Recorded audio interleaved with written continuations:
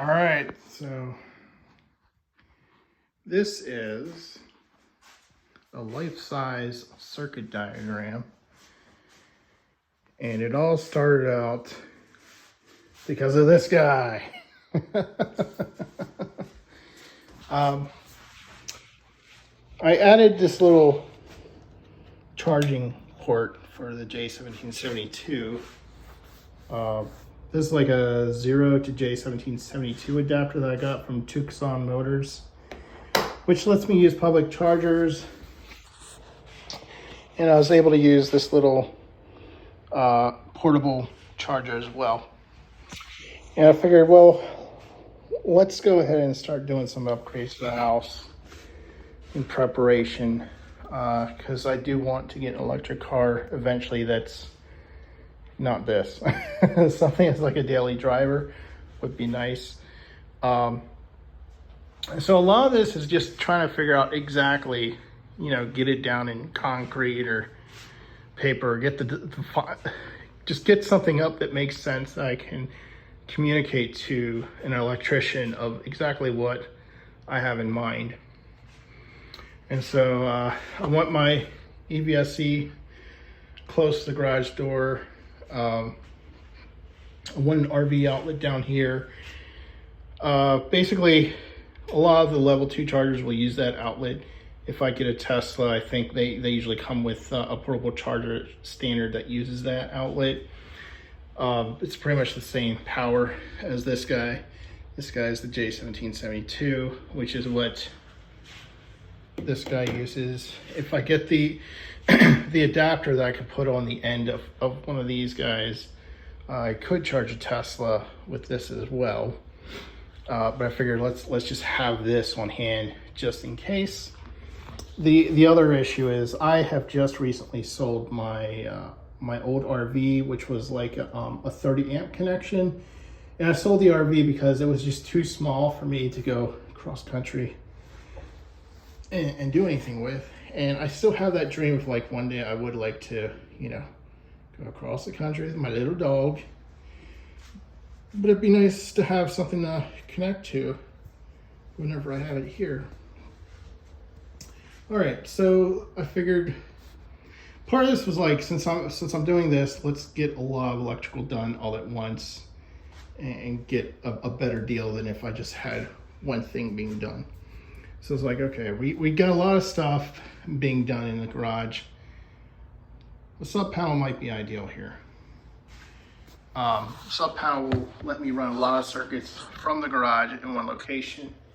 Currently my main panel is about 45 feet in that direction, or at least the house is 45 feet long, and the location of this charger is on the opposite side of the house, so it doesn't really help. So let's bring everything here.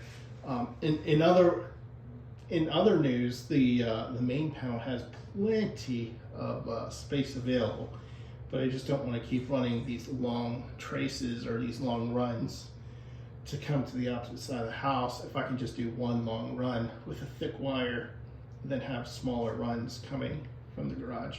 And it just gives me a lot of options in the future if I choose to. But it looks like at this point, what I'm having done now is like all that will ever be done.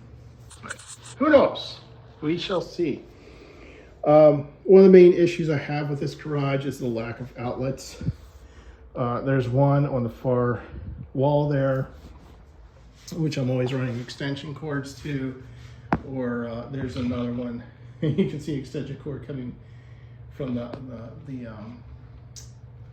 bathroom. But I also have an outlet up there, which is on the same circuit as that outlet, and there's 3 other outlets outside that are all on this same circuit. So fun stuff. One of the benefits of having your sub panel in the garage is you can run circuits dedicated for just one outlet if you want. Yeah. Other thing I'd like to do is just put some of the lights, give them their own dedicated circuit, or at least give them their own dedicated light switch. The issue right now is this light outside is controlled by the same switch that controls the light outside the back door. Same thing's happening with the closet here. There's a light in there, but it's on anytime that light is on.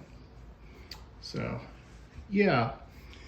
I had an electrician come over today. He was fairly impressed. I actually had this all laid out. He asked me to leave it up by time he does come to do the work. Yeah, he's like, I've never seen a homeowner that actually knew what they wanted. It's not like I knew exactly what I want. I had tons of questions.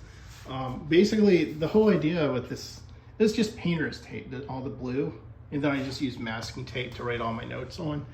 So you can see I had a lot of, there should be a question mark on here somewhere. There you go, question mark. A lot of questions taped up all over the wall of different areas, and he was able to answer them, and I was like, okay, I'll just pull them down. This is one that he's not sure about. If we need a grounding rod, since there's a sub panel here, he needs to call or talk to somebody. Yeah, and then we just wrote, I wrote most of this here, but when he came over, he wrote like pipe sizes, because I didn't have anything about conduit over here, but I did want conduit. Basically, this is a garage. I don't know what heavy stuff's going to move around and bang into wires. Not that I plan on it, but it's a garage. Yeah. Yeah, so I've got areas laid out. So right now this is blocking the area to the sub panel. I'm assuming that's a code violation. There we go. And then we need, it has to be like 6 feet, 8 inches high or something like that. Yeah, I'll be able to plug in my toolbox light. I'll be so happy. All right. What else? Oh, I pulled a permit. So I pulled a permit yesterday, and that's another reason why all this was drawn out, because the permit wanted to know how much it would cost. And I think the permit's usually for like building a house, but I tried to figure out what all parts I needed, or at least most of the parts, and I sectioned them out into each thing with what do I need to run a circuit to the closet light and a light switch from that sub panel. What do I need for the floodlight? What do I need for these outlets? Yeah, and so then at the bottom, I just totaled it all up with, I just used Google Sheets, and it gave me the number to sum them all up. So I was able to use that, and I was like, okay, let's just make it an even 5,000. That'll give me enough room, hopefully, for materials and how much the electrician may or may not cost. I don't know how many days I would need them or how much he would charge at the time. And then on top of that, I made, oh boy, I made these drawings. I didn't know if they would need drawings. So I got like an overhead drawing of where my power comes into the house, the outside, the closet, where things will be located. I know I had more stuff here too. I brought this. It's like a Polyscan 3D, or basically I just hold my laptop up around and walk around the house, and it makes a 3D model I could spin around. But I figured this view might give me the best opportunity to point out where the panel was in relationship to the charger, and that there was this room back here. And then this is kind of like the diagram of where I plan to have things in the garage. So there are some differences, a little subtle, but yeah. I could have sworn I had something else. The electrician came by, and he was starting to make up his own list of what he thought I would need. There's a few new things I hadn't considered, or some changes, so I got that from him. I ordered the sub panel tonight. I did get my permit, so that was fun. The actual permit is actually sitting right inside the window. She said it just had to be visible from the road, and it could be inside my window. And it was an electrical permit. So, and they were very helpful talking to them.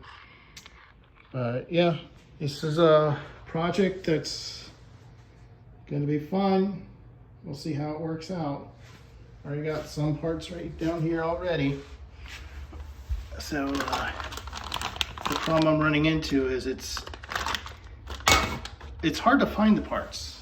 Yeah, they're priced high, but it's also hard to find some of them. So hunting them down is a little difficult, especially the PVC and some of the wiring. So that's gonna be fun.